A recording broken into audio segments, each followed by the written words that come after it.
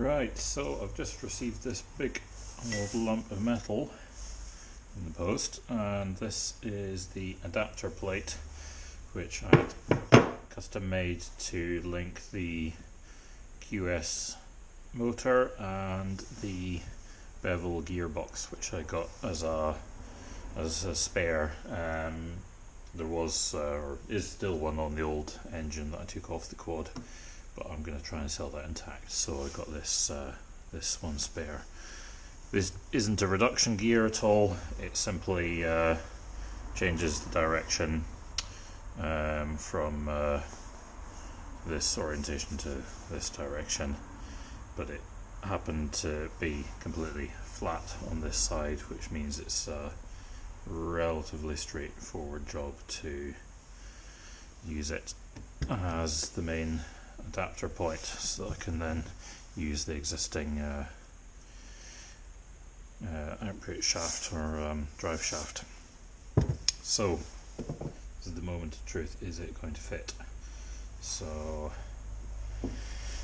yeah, let's try and put it all together.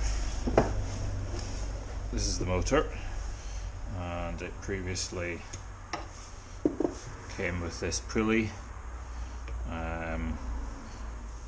So we had a bit of a job getting this off. I had to use some specialised pullers, but managed to get that off the motor shaft.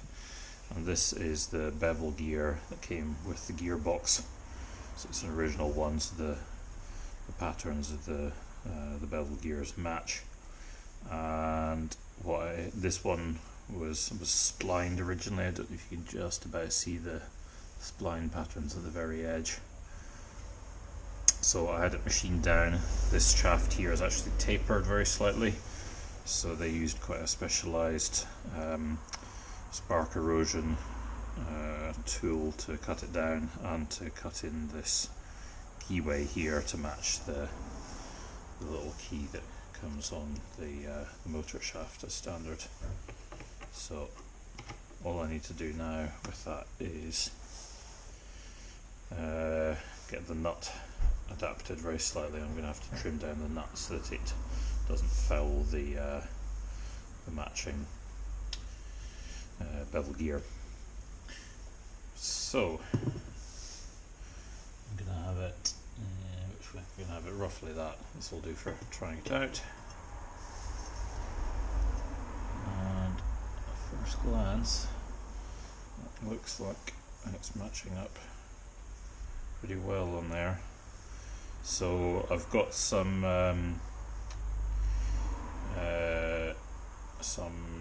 paper to use, some special paper to use as an oil seal, because the gearbox will eventually be flooded with oil, so I will put a seal around there, but just for fitting for now, I'll try it out like this. I've not cut that particular seal to size yet.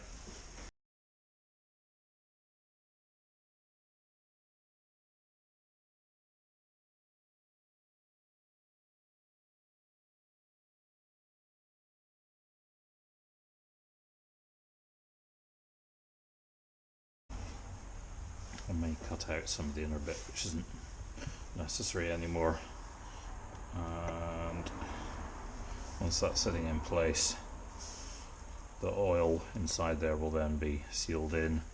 I'm going to tap out some of these holes so that I can drain oil out of it and change the oil in the future. So yeah, broadly pretty happy with that. It's not far off, and I don't think it's going to need that much adaptation to make it work. So these are EIG cells. They're in a 60 volt, 60 amp hour configuration, so about 3.6 kilowatt hours. I just used some threaded rods to hold them together, and then just some packing tape with cling film on the inside to provide a bit of compression at the bottom as well. I made the battery box out of some slabs of polyethylene, about 10 mil screwed together, and then also welded together with a gun.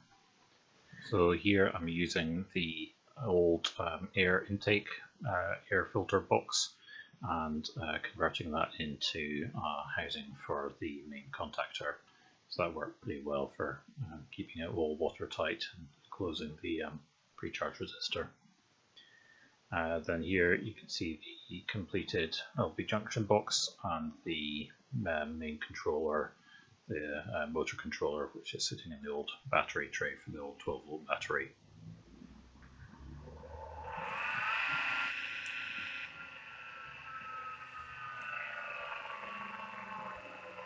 Let's first spin up of the motor.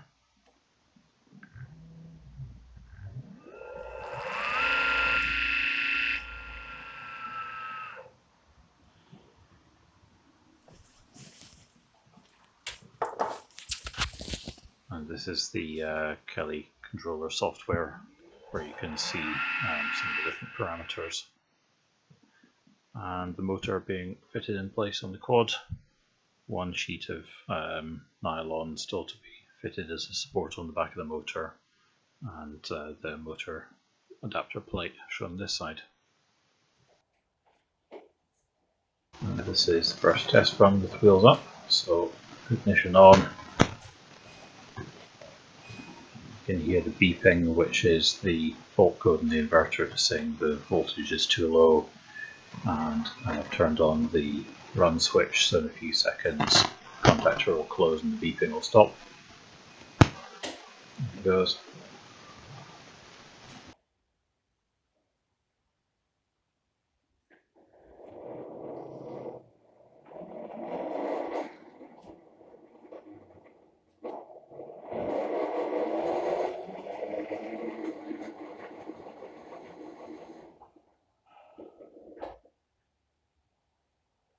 The next day, time to actually see if it moves.